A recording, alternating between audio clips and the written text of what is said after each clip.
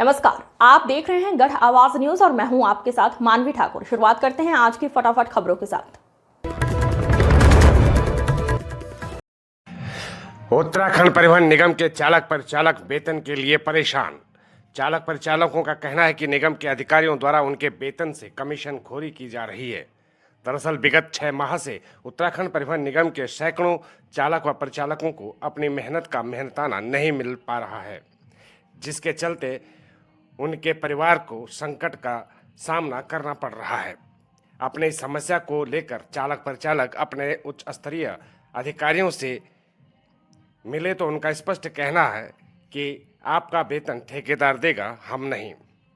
उसके बाद 10 दिन पहले एक प्रतिनिधिमंडल उत्तराखंड के नवनियुक्त परिवहन मंत्री प्रदीप बत्रा से मिले तो मंत्री जी ने 13 अप्रैल तक भुगतान का आश्वासन दिया, लेकिन जब 13 तारीख निकल गई और वेतन भुगतान नहीं हुआ तो फिर चालक परिचालक रुड़की स्थित परिवहन कार्यालय जाकर अपनी शिकायत करते नजर आए।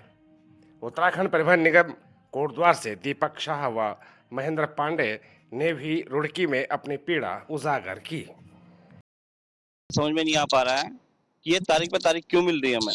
ये तो एक मूवी बन गई पूरी, क्योंकि जब हम पिछली बार भी आए थे तो पिछली बार भी सर ने बताया था, जो हमारे परिवहन मंत्री जी हैं उन्होंने बताया था कि मतलब 13 तारीख तक तुम्हारा जो भी लेन देन है वो बता दिया जाएगा।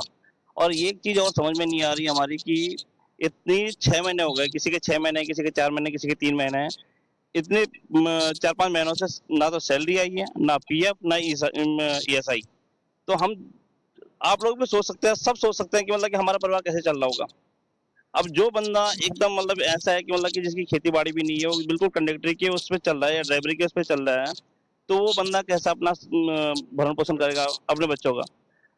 अभी मेरे साथ खुद ऐसी बात हो गई है कि स्कूल से टीचरों के फोन आने लगे कि तुम्हारे बच्चों की 3 महीने से फीस जमा नहीं है, तो हम कहाँ से फीस देंगे। तो सर हमारा किलोमीटर का हिसाब है, और जो सैलरी है, सैलरी भी 20 तारीख को आ रही है, जो कि कोई ना तो आगे की डेट है ना कोई पीछे की डेट है।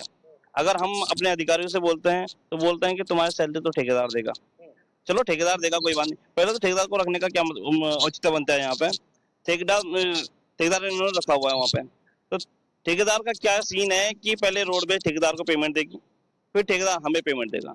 मैं तो रोडवेज से और जो हमारा ये परिवहन निगम है, इनसे मेरा अनुरोध है कि ठेकेदार को हटा के डायरेक्ट सैलरी हमें दे दें, कोई दिक्कत नहीं है हमें। कमीशन है, ये कमीशन खोरी है, ये कमीशन खोरी है। अभी इसमें से 12% ये हमारी काट रहा है। 12% कमीशन में हो सकता है हमारे अधिकारी को भी जा रहा हूँ, मैं क्लियर नहीं बोल सकता, पर ये चीज है कि अभी कुछ लोग अधिकारी के पास भी गए तो अधिकारी बिल्कुल नकार देते हैं हम लोगों को कि तुम ठेकेदार के आदमी हो, तुम हमारे विभाग के नहीं हो। तो सर अगर आप बताइए कि हम लोग अपने जो अधिकारी है, जो हमारी ड्यूटी लगाते हैं, या जो हमारे एआरएम है, आरएम है, हम इनके पास ना बोले किसके पास बोले। तो आपने बोला है इन्हें? बिल्कुल सर, हमने बोला है कि सर हमारी सैलरी नहीं आई है, तो बस एक ही जवाब होता है कि तुम ठेकेदार के आदमी हो। अब ठेकेदार के आदमी है, ठेकेदार के पास जाता, ठेकेदार भाग गया। अब ठेकेदार जब भाग गया, चलो भाग गया, कोई बात नहीं, हम मानते हैं ठेकेदार भाग गया, पर ठेकेदार भागने के बाद जो हमारे विभाग के अधिकारी लोग हैं, उन्होंने दूसरे बंदे को ठेका दे दिया है। जब तक नोटिस नहीं जाता, नोटिस क्लियरेंस नहीं होता, एक पूरा क्लियरेंस है, जब तक ये क्लियरेंस नहीं होगा तब तक दूसरे बंदे को ठेका कैसे दे दिया। इस चीज का जवाब मांगना चाहता हूं मैं अपने विभाग से भी कि ये ठेका कैसे दे दिया दूसरे बंदे को। दूसरा बंदा भर्ती शुरू कर दी है, दूसरे बंदे ने भर्ती शुरू कर दी है। सर ये नहीं है, ये ठेकेदार पता नहीं कहाँ का है, हमें पता नहीं है, हमको कुछ पता नहीं है कि ठेकेदार कौन था, क्या था। पिछली बार भी मतलब पता नहीं ठेकेदार कहाँ से उठा के ले आते हैं और रख देते हैं हमारे पास।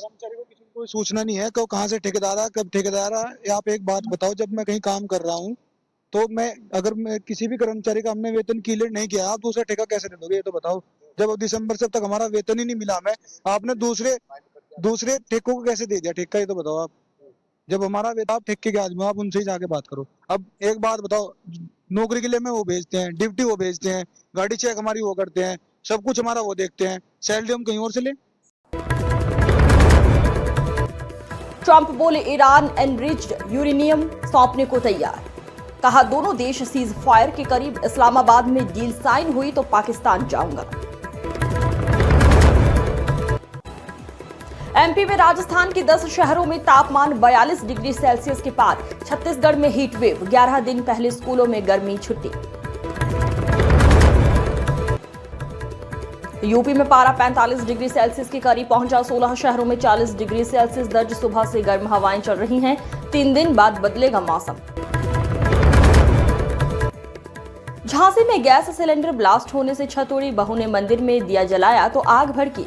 धमाका सुन चौकी से भागे पुलिसकर्मी। संसद भवन में पीएम बोले, अखिलेश मेरे मित्र, कभी कभी मदद कर देते हैं। अखिलेश ने जोड़े हाथ, बजी तालियां। बागपत डीएम की मेज पर बैठा लंगूर, कुर्सी छोड़कर भागी। किसानों के साथ मीटिंग कर रही थी। अर्दली ने पुचकार कर बाहर किया। लखनऊ अग्निकांड, घर जला तो दुल्हन ससुराल नहीं आई। शादी का जोड़ा जला, खाली हाथ बारात लेकर पहुंचा दूल्हा। लखनऊ में आग से जल गए मासूमों के सपने। राख में खिलौने ढूंढते रहे। तबाही देख से सकती रही महिलाएं। डिवाइडर पर बैठी 3 महिलाओं को कार ने रौंदा। हापुड़ में बस का इंतजार कर रही थी। 2 गंभीर घायल। यूपी के संभल में ईदगाह इमाम बाड़े को बुलडोजर से ढाया। भीड़ जुटी तो अफसरों ने खदेड़ा। महिला बोली, मंदिरों पर एक्शन क्यों नहीं। बर्खास्त सिपाही ने बुजुर्ग को जिंदा जलाया। हाथरस में खुद को मृत घोषित करने के लिए रची साजिश। हत्या के मामले में फरार चल रहा था। कानपुर में आवारा कुत्ते पकड़ने गई टीम पर हमला। 6 पर एफआईआर। लोग बोले, मेरे शेरों को पकड़कर ले जा रहे। कर्मचारियों को दौड़ा दौड़ा कर पीटा। कानपुर किडनी रैकेट में 18 दिन बाद भी 6 सवाल। डॉक्टर दंपति समेत 11 जेल में, 50 अवैध ट्रांसप्लांट। नई दिल्ली के NH-52 पर केमिकल टैंकर में धमाके के बाद आग। ड्राइवर लापता होने की आशंका।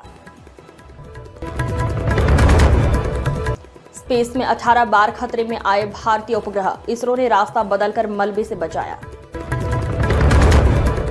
आज की फटाफट खबरों में बस इतना ही। जल्द होगी मुलाकात, तब तक के लिए नमस्कार।